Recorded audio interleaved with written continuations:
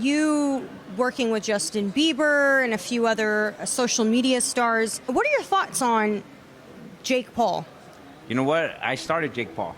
Did you? Oh, yeah. I started Jake Paul and Logan. I started both of them. And I trained them for 6 months. And then their managers went behind. They took them, I don't know. Okay, hold on. I apologize because that's a complete brain fart because you were the one who worked with them on the exhibition fight in Manchester.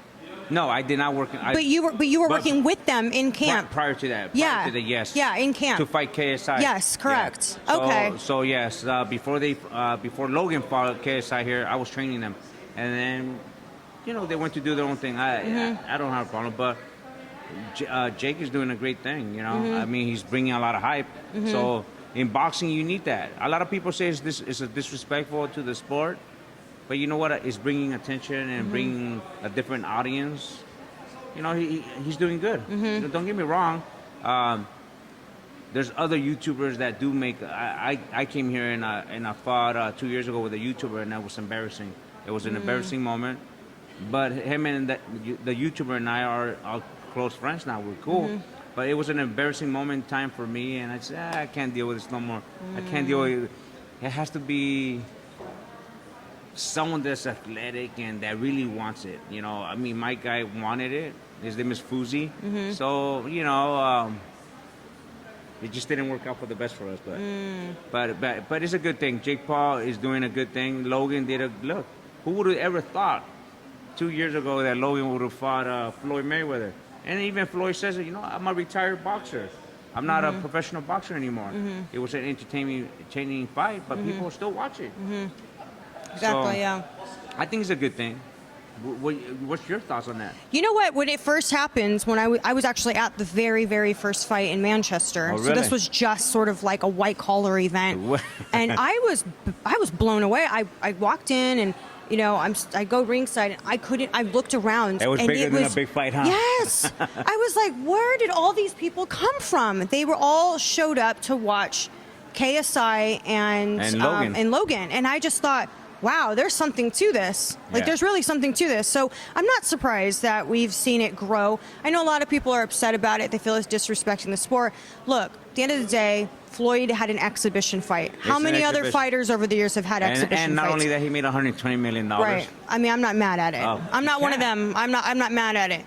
But then, like Floyd said, my legacy ain't gonna pay my family's bills. And I understand that. He accomplished what no other fighters may not accomplish in their lifetime, and he did a great job. Logan Paul did something that no other YouTuber may ever accomplish. I see his brother Jake is fishing Canelo. I don't think Canelo will step to that.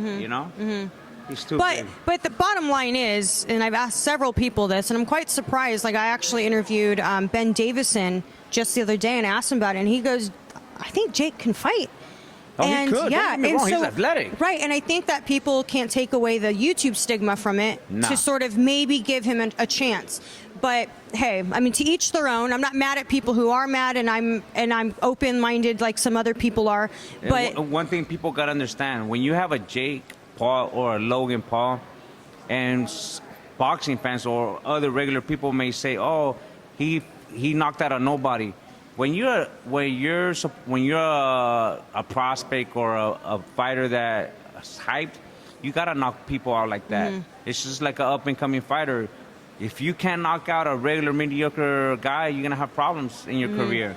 It's gonna be tough. So what Jake is doing is knocking these MMA guys. Yeah, they want to be pros. Yeah, that's good. Knock them out and knock them out, and then get better, and then it's gonna get tougher and tougher. And if he can knock out those guys, then just call it quits.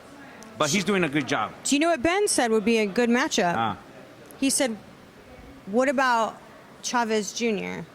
Chavez just got beat by freaking. No, but at least it's like it needs to be with someone who's actually a real fighter, like a real boxer. I'm sorry, not a fighter, a real boxer, but somebody who still has enough clout to still sell tickets. Because Jake, let's be honest, Jake's not going to go fight just some novice. Like he's going to go and go, what can make me money? Yeah. If he fights a Chavez, that would be a big deal. That would, wouldn't it? Yeah, Chavez could fight. Don't even though exactly, that's what my point. Even though he lost to Anderson Silva, I thought that was embarrassing for Chavez. You know, look, I trained Chavez. As you guys don't know, I trained Chavez. Robert Garcia and I trained Chavez for 4 months, and then when he was supposed to fight Bud Jack, it never happened. But it's just getting a loss from my MMA fighter is kind of disappointing. You know. But I'll root for Jake, actually. I like Jake a lot. You know, we had a good chemistry. My nephew and I were working with both of them. So I'm rooting for them, actually. Even though they're not with me, I'm rooting for both of them. Well, it's exciting to see. I know, again, people are going to rip me for even saying that, but I'm open-minded to it. I'm open-minded too. We're in a new generation. Social media is huge. And when you bring that kind of revenue into an event, you gotta give credit to the promoters who put in this event, you know. But it really sucks because everybody wants to do it. I just found out Bryce Hall, you know, he was training in my gym for that event. He fought in Miami, and I just found out. I'm not sure if it's true or not, but I found out that the company that promoted this went bankrupt, and none of the fighters got paid. So if that does happen, that really sucks. Me, I would say, you know what, I want my money up front.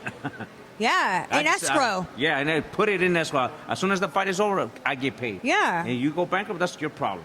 That's what. But you know what? That just goes to show the inexperience in the fight game. Like, it should have been in escrow to start with. So they were supposed to sell, I don't know how many thousands, hundreds of thousands of pay-per-view buys.